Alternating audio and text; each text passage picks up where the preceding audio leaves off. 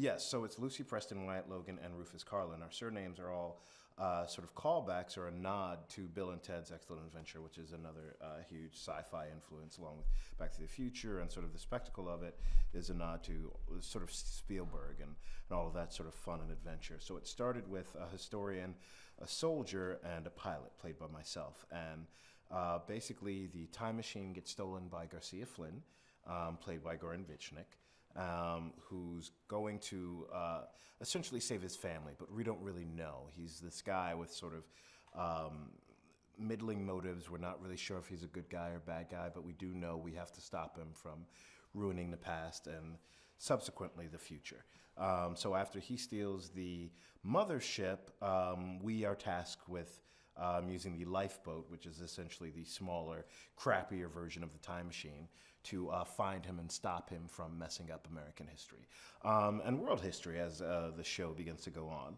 And so that becomes the journey. There's Lucy Preston, who's the historian who's brought in to sort of give the information for every time travel that we jump into. There's Wyatt Logan, played by Matt Lanter, who's there to protect us and to fight. And his concern is less about history and more about stopping Garcia Flynn. And then there's my character, Rufus Carlin, who's the sort of conscientious objector, who's brought in there because he's the pilot. He's the only one who knows how to fly the time machine, and he's part of inventing it. But one of the scary things that most people of color will realize is that going back through time is not as easy as it is for our compatriots. So, you know, I have to deal with racism, and Lucy Preston has to deal with sexism, and we all have to deal with the trappings of living in a non-modern world, particularly because we keep jumping into these momentous events in history, be it, you know, visiting Bonnie and Clyde, be it the Hindenburg, Nanalima, all these sort of things. We wound up getting a taste of all these adventures. And, you know, the story in and of itself is really less of a sci-fi adventure and more an excuse to explore history. And so that's sort of the premise under which the whole thing happens, you know, and that's why I know a lot of fans are like, why haven't we seen the future? Well, the reason we haven't seen it is because it's been an excuse to explore history and to get at the sort of lesser known individuals involved in all the things that are going on, be it women, people of color. You know, we go back to the Civil War more times than Rufus is comfortable with, and see the individuals who are involved in this. And so that, you know, it goes from being that and us fighting Flynn and taking down this sort of deeper specter, this big bad of Rittenhouse.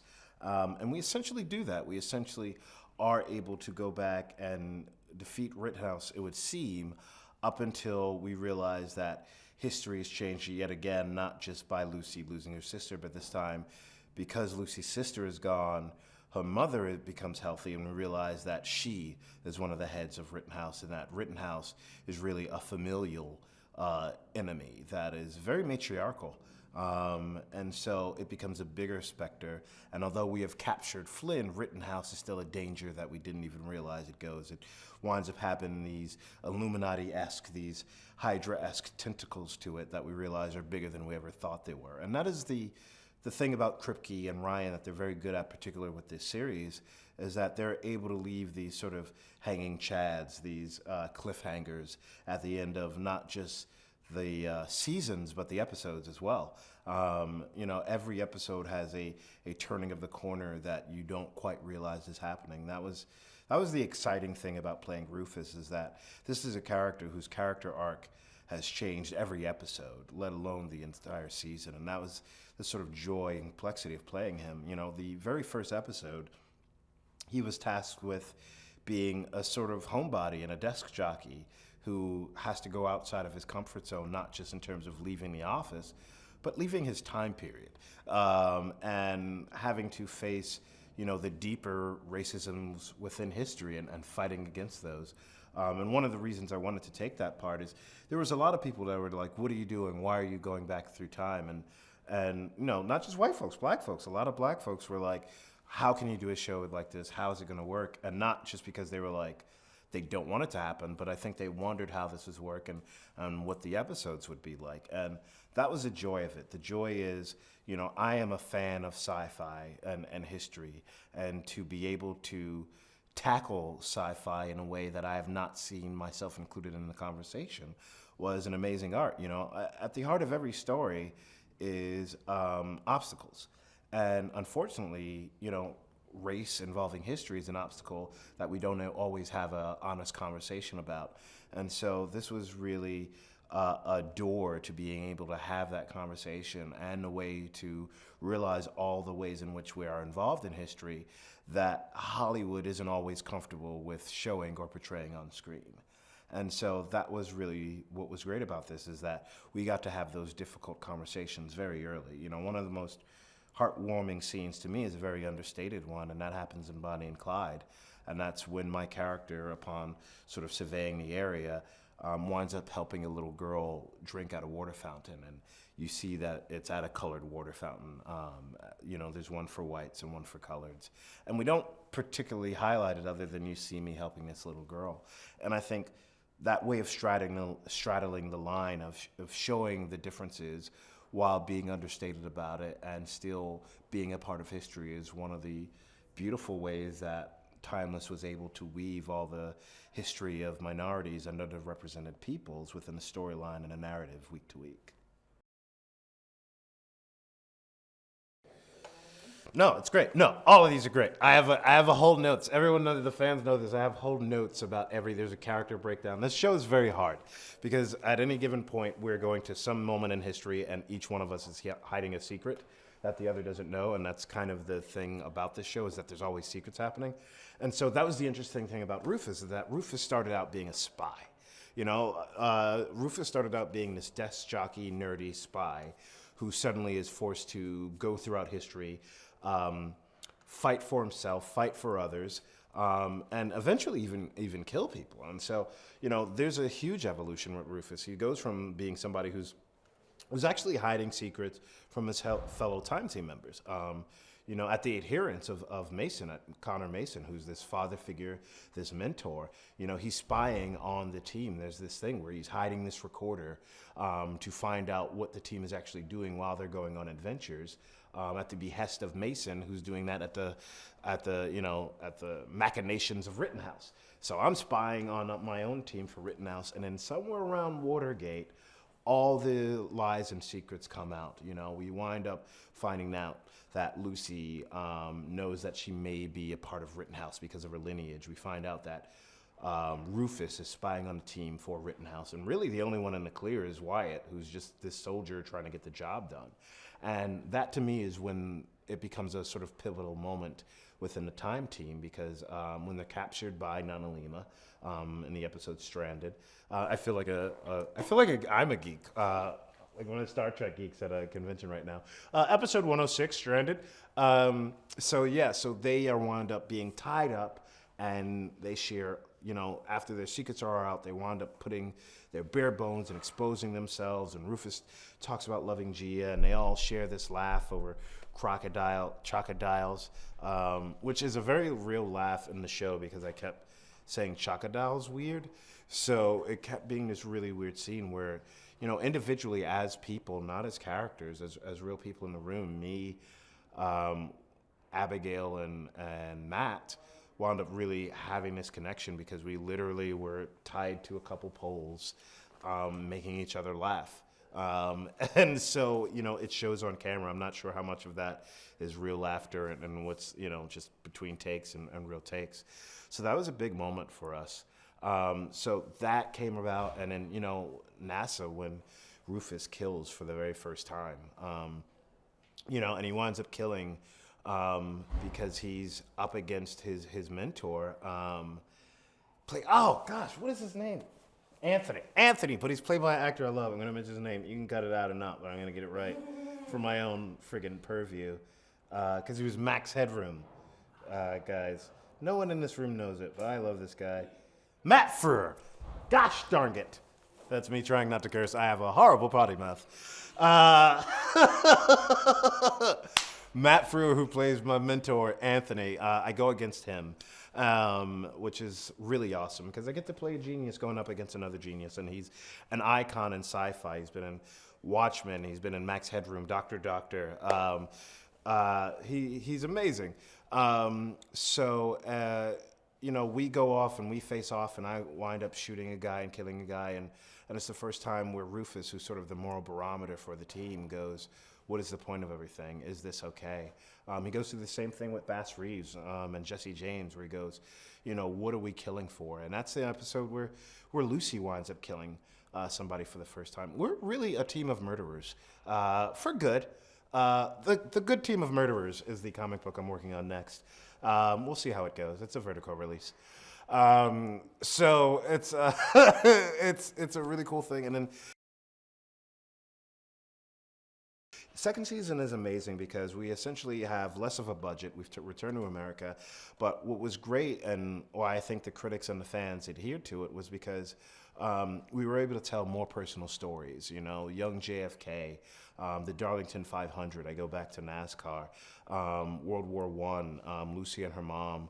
And you see those stories. The mother-daughter story is mirrored with Marie Curie and her daughter. It wound up being really emotional stories. My relationship with Gia begins evolving because she winds up getting these powers. She becomes like a superhero, a sort of mutant. She's able to see into the past, and it winds up being a major factor in terms of it being a leader to my death, or a note of possibly leading to my death, which is sort of amazing because it's another one of those examples of the show dealing with fate versus free will. And so the entire second season, my character and Gia are dealing with how much they should know about their own past and their future, and whether or not that knowledge will help them in order to change it. And so ultimately, it still leads to Rufus's death in Chinatown, and there's nothing they can do to change it. There's certain things that they're able to change along the way, but this isn't one of them. And so it ultimately leads to the end of Rufus, which leads to Timeless the movie and the Save Rufus campaign. And so that's where we lead off with the end of season 2, which is that Wyatt and Lucy are a little bit closer ever since Hollywoodland, which is probably our funnest episode of second season because Lucy gets to sing and I get to pretend to be a great black author and actually have fun. It's one of the few times I think now that Rufus gets a little bit more comfortable is actually able to loosen up during certain adventures. And so it becomes a whole thing because, Jessica, the wife, does come back from the dead. And so now we've got this connection that Wyatt and Lucy have made, but Jessica is now there, but now she is the enemy, and we know that. And so that leads us into the Timeless movie, where we've got Jessica, the enemy, who's working with Emma, Wyatt and Lucy, who have this tumultuous relationship, and you have the long-lost loves of Gia and Rufus, and will they get back together? The long-lost loves of Gia and Rufus, and the question of will they be able to get back together?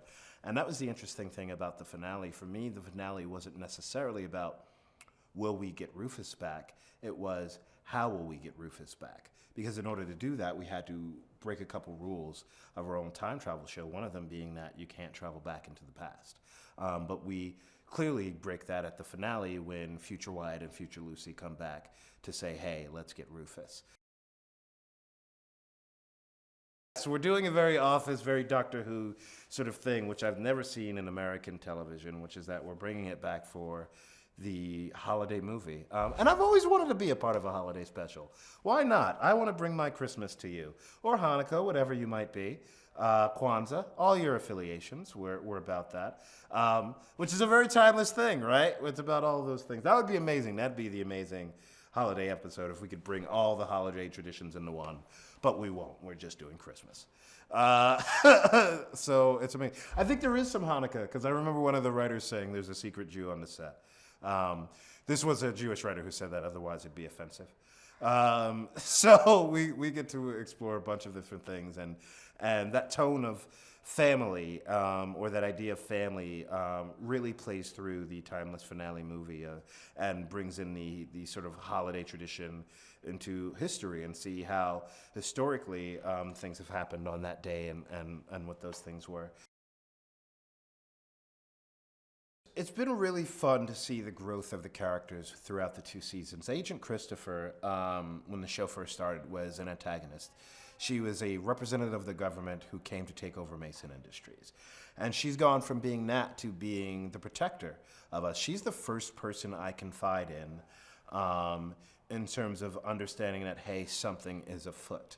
I wound up telling her about Mason, and she winds up figuring out that, there are things behind this and that he's being controlled by Rittenhouse.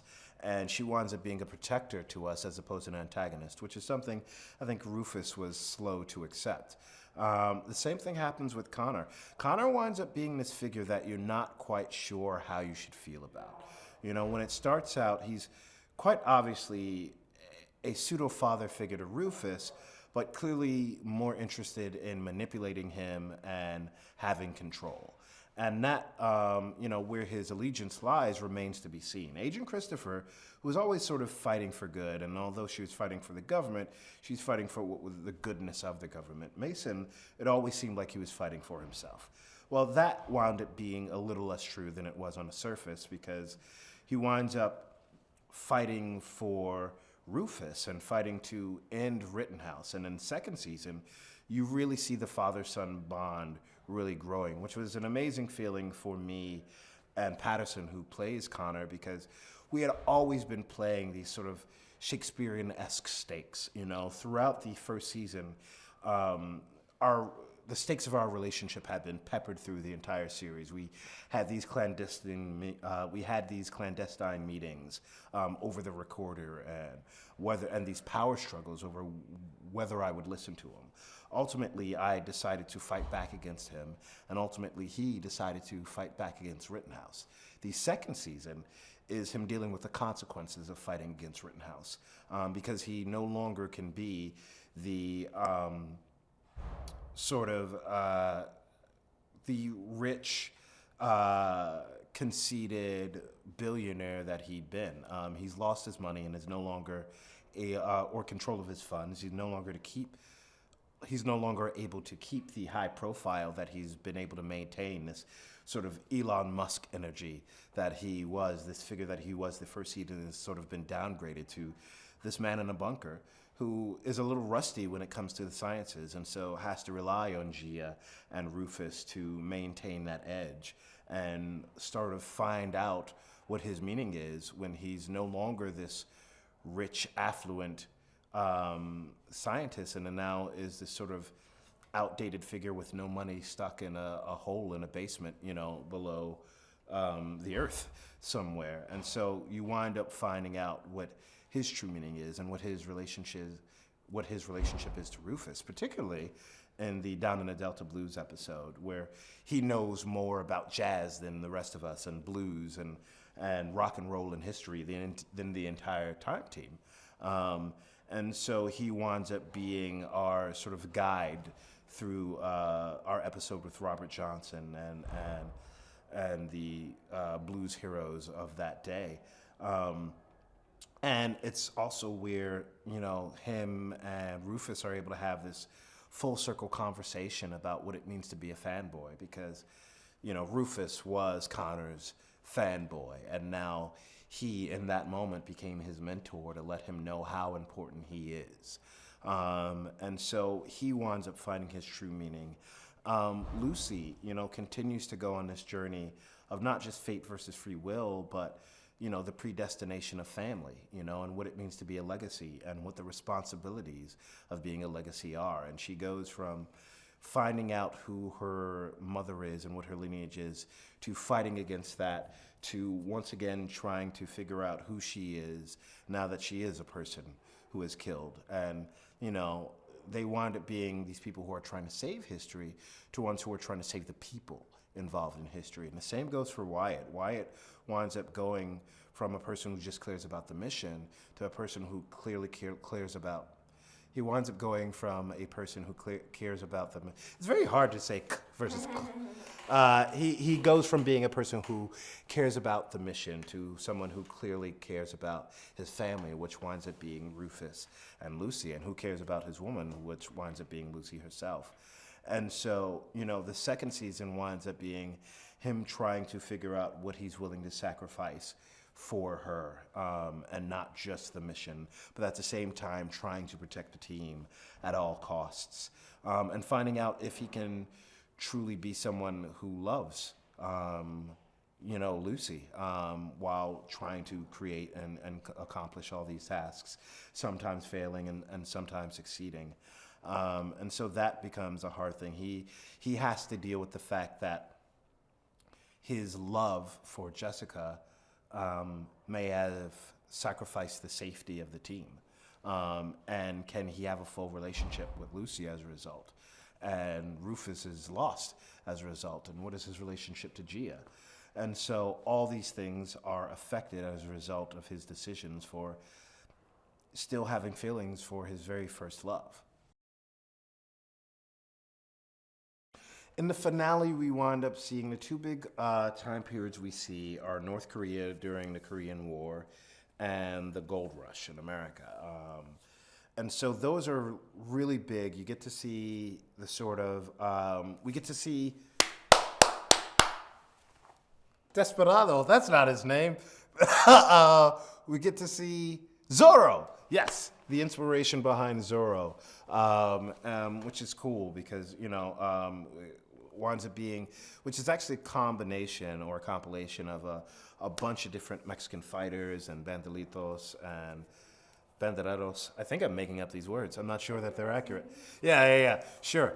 But fighters, basically cowboys and such. And so it's a kind of cool thing to see. So you get to see the gold rush, you get to see these cowboys, you get to see the Mexican fighters. You also get to see North Korea and the refugees of the Korean War and get to learn about their story and what they were going through, and all those people who fought. And so that's always the really fun part to me, is getting to see the heart and the soul and the people who are involved, because things like the Korean War are such a grandiose experience, or a grandiose term, or a concept or conceit to think of. And so what's great about the show is that it deals with the individuals, and you see refugees as people. But you also see people not just as victims, you see them as doctors and fathers and mothers and teachers, and I think too often, refugees get looked at as these sort of faceless victims, that you don't know what to do, and they end up being this sort of ethereal thing. Well, refugees exist all throughout time today, in many different countries. People are hurt and poor and scared, and they're people who have been making lives for themselves. And so, that's what's great about this show, or this particular episode. It shows a bunch of people who have all these jobs and who have all these things that they care about and all these goals, who are set off by a war that they didn't start, that they didn't want to be a part of, many of which are just trying to find home, shelter, and family. And so you get to see that on a very human, basic level within the course of these episodes. I think I learned something every episode. I forget and learn something every episode. There's so many things about, just seeing the refugees and learning about them, learning about who Zorro was based on, learning about Bass Reeves being a black man, learning about Nanalima, female warriors, is just amazing. And so what's great is that it's broke down barriers, because you can't tell stories in the same way. I think a lot of times, and it's due to writers and studios and who greenlights things, you don't get to see these stories. People are scared to tell these stories because they're scared of the racism, they're scared of the sexism, and also they're scared of getting it right. In creating the story, I don't think I've ever seen a episodic time-traveling black man on television. And so in order to do that, we had to get things right. And in order to get things right, we had to not be afraid of getting something wrong. And so, that was always a fear. I never wanted to get anything wrong, but I always wanted to be very honest. That's where the speech in the jail cell comes from the pilot, and that's a result of collaborating with the writers. That speech was, which we've gotten a lot of response about, was originally written one way. And then Eric Kripke, after, hanging out a couple times, was like, you should ad-lib more. Why don't you ad-lib more? And I was like, because it's a drama and you wrote it. Feels antithetical. And so when that speech happened, he said, go, just do whatever you want. And I was like, great. And so there's a lot of versions of that speech, but I think I was able to do it because I don't think a group of white writers would have written OJ did it, but we don't care.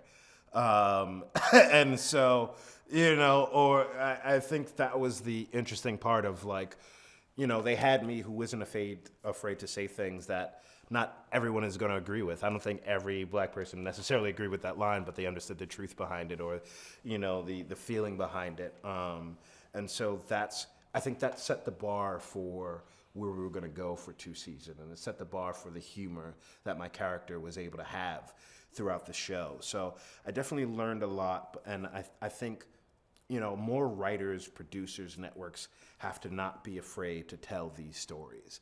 And things will continue to get whitewashed until we do.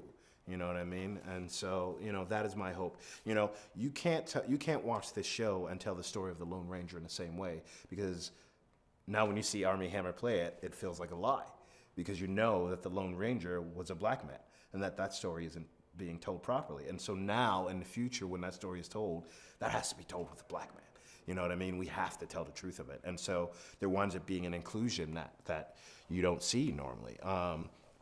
Even in the stories and tellings of, Ethan Cahill and her great grandfather being gay, and what it's like to live with that and having to hide that. There are people who are like, well, you're pushing the gay agenda. It's like, no, these people exist. Like, showing people who exist is not an agenda, it's humanity. And so that was the beautiful part of that, and showing all these stories. Yeah, they're insane. They're nuts. They're nuts. Hey, I don't know if you're watching, but you're nuts. I've honestly never in my life, and I've said this time after time, I've never experienced a fandom to this degree. I've experienced people digging things, or people finding out about stuff and being like, this was great, I wish it was more popular. But I've never been involved with such an interactive community of television watchers. I've had some fans, up until this, I joined Twitter late in the game. And, my biggest fans were probably Better Off Ted up until that time. You know what I mean? There'd be a couple people who really liked the Lem character. So this was just like, if I mentioned Timeless, my mentions are gone. It's just that over and over again. Rufus, I know how to feed the beast. You know what I mean? If I want, a couple likes, Rufus it up. You know what I mean? So it's been crazy. I mean, it started with just the Twitter thing, which I think was hard to deny. And then I guess the network picked up on how vocal they were in that regard. And then we got canceled again, and the outpouring was the same, We got banners. The fans put up banners and bought helicopters, in order to promote us, save Rufus all over the place. So they started a campaign the first year, they started another one, and that's how we got the movie, and now the movie's happening, and they've bought 2 billboards in the middle of Times Square. So I've never experienced anything like this, and so it's been a huge amount of fun. I'm a comic guy, I went to Comic-Con before I was on anything worthy of going to Comic-Con, and just as a fan, and sat in lines and did that thing, and then then I actually got to be a part of Comic-Con with the show, and it was a totally different experience. And now I'm a veteran. Now I'm a Comic-Con veteran. I've been there, done that. And so it's sort of crazy. I'm very appreciative of the love. I'm appreciative of the writers who who clearly believed that if they killed me off, people would be incensed enough and care enough to launch a campaign based off of it. And that gambit worked, and here we are, saving Rufus. That's some jobs. That is a really, that, in all honesty, it's, a lot of people will be like, it's a really humbling experience. And it's not. It's really cocky. I really feel like I did a great job.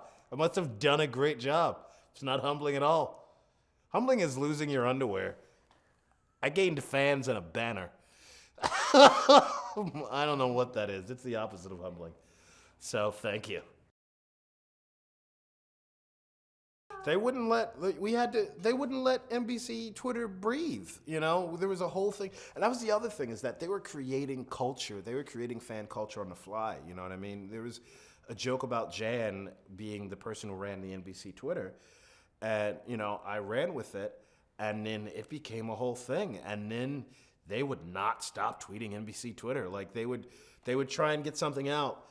I remember NBC was like, check out our new shows. And it would just be tons of responses like, is it a new show timeless? Then stop talking about it, And it was crazy. I'd never seen anything like that. And that was the other thing about being so interactive, is that, the show, me, the fans, were really good at playing off of each other. So Jan became a thing. Clock blockers became a thing. What else? Well, there's something else it'll be out by the helicopter thing became a thing. Chaka dials and time team, like things that we would maybe mention on the show became big on Twitter, and things that we would maybe mention on Twitter became big on the show or would have life of its own. So it's a very interactive show experience. And, I almost can't say something without, the helicopters thing came. I joked about being helicopters. That's what they called it from then on. You know what I mean? Jake from State Farm tweeted he wanted to save Rufus. It was really weird. It's weird. It's weird. I don't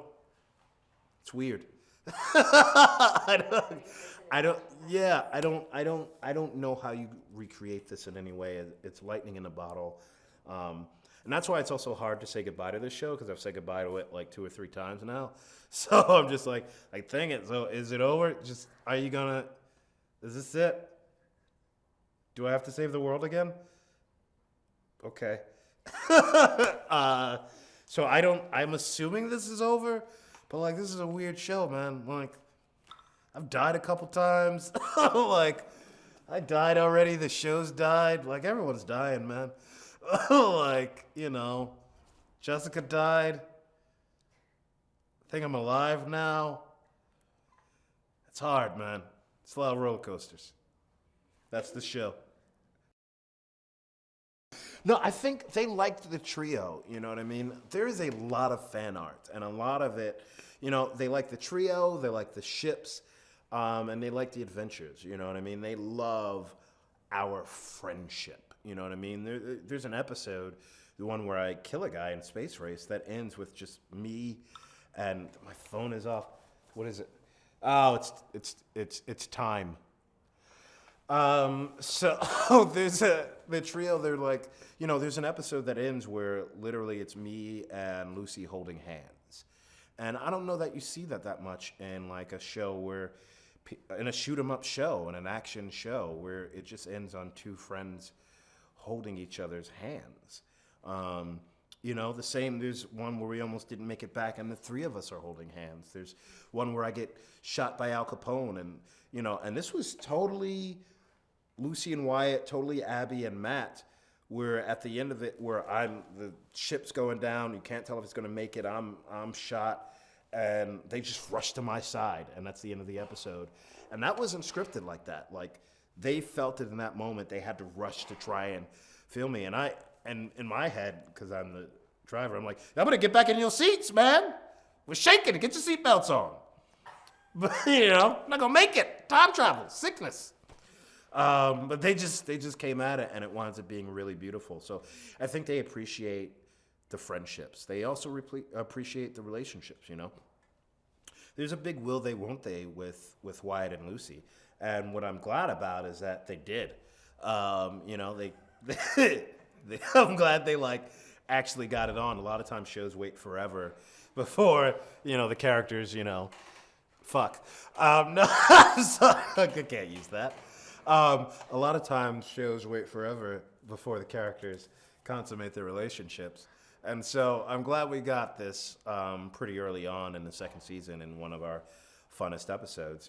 The same for Gia and Rufus. I never expected to have a full-on relationship. You know what I mean? As a black man who wasn't super strong and super amazingly good looking, and I'm not the lead of the show, and I didn't expect my character story to go anywhere, to be really honest. You know what I mean? When you're second or third, you're oh, I'll kind of be involved, something will happen maybe by fifth episode. But no, I was going through my own things very early on, which I think audiences really dug. They realized that I was going to be a full-fledged character. Very early on, we had a sort of chemistry rehearsal, me and Claudia. And I was I don't know why. I was we're never going to get to the episode where we even kiss. You know what I mean? And so when we did, I was so happy that we got to explore that we got to see people of color in love and make out and be geniuses and play video games and care about each other. Because I don't know that I see that in a primetime, high-budgeted sci-fi show on the regular. You know what I mean?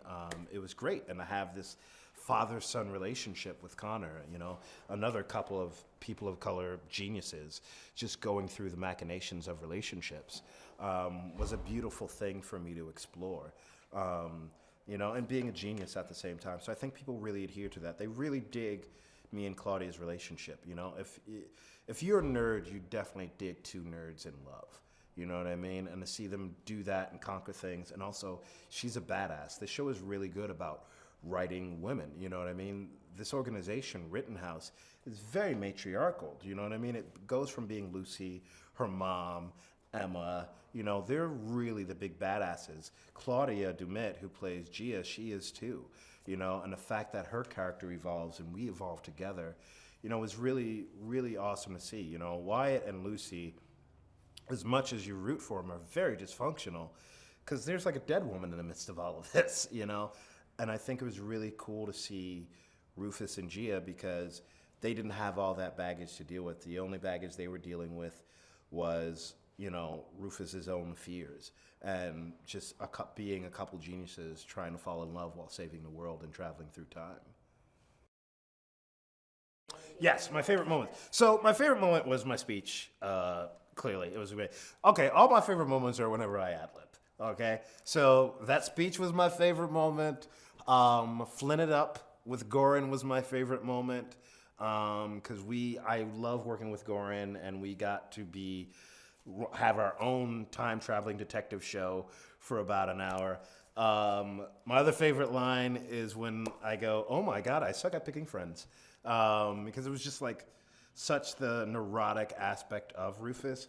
So those are definitely my favorite. Chinatown is just a fun episode in general. It's cool to see Gia go just nuts and insane. One of my favorite scenes. They're all involving me. I assume everyone else is picking their own scenes. One of my favorite scenes is me and Claudia's scene when she's passed out from time travel. She's got the illness, and I'm just holding her hands, and I tell her I love her for the very first time. That was a very sweet scene for me to just be able to share that with her. And me and Claudia are very close. We are in every aspect of each other's lives. And so we had a really comfortable relationship throughout this whole ride. It's very unique. We're very goofy and play around all day. My other favorite episode was the Delta Blues, because me and Patterson work very similarly, particularly through the very first season.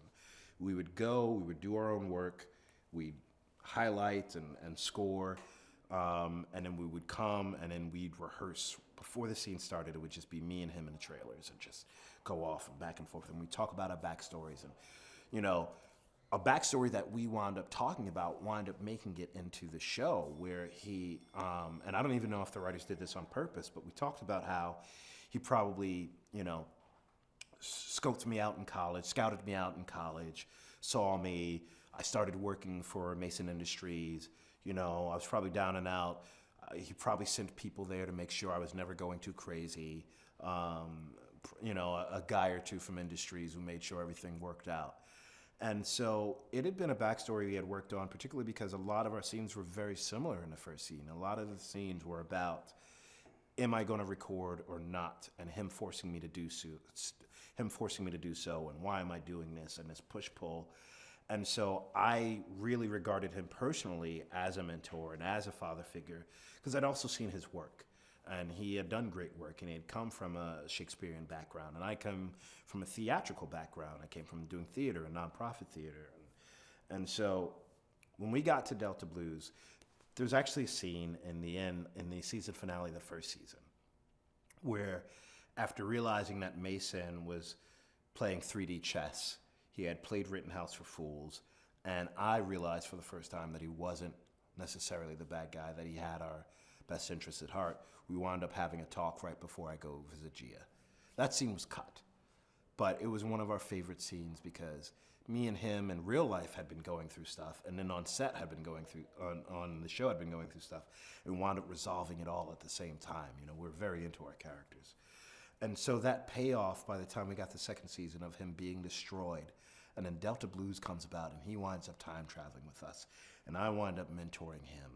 It was, and I give this speech about being a fanboy, it was the culmination of how I felt being a nerd actor, getting to play a nerd for, you know, what feels like the umpteenth time, but with so much more dimension, talking to a man who in real life I truly respected and truly honored his work, and being able to be in a scene with him and act out all these feelings of admiration and pride, and it being a culmination of the backstory that me and Patterson had built to this entire time. It was so fulfilling and so satisfying to see that, and to see it through the lens of Robert Johnson, to see it through the lens of rock and roll, through the you know, not enough respected black musicians and innovators of rock and roll, to do it through that as people, as characters, was just this perfect synergy and symbiosis of art and real life that finally played out on screen. It's a cool cast and crew. We've been through a lot of ups and downs. You know, us as a trio, me, Matt, and Abby, have a particular experience with the three of us. You know, we were working every day, and so, you know, our relationship personally really mimics a lot of what the show was going on. We just sort of got thrown into things, the three of us, from three completely different worlds. Like, the three of us really are. But we found a commonality in the humor and in the work. And so I think we'll always share that bond together. You know, the same for, you know, for Sakina and Patterson. You know, I just highly respect them and love them a lot. And Claudia is in literally every aspect of my life at this point. She's in my theater company. You know, we've done plays together. I'm about to do her movie. She's in my music video. So, you know, probably her more so than anybody else will be together more than we want to. But yeah, I think through the uniqueness of this experience, I think all of us will be connected in a way that is impenetrable and probably last for a while.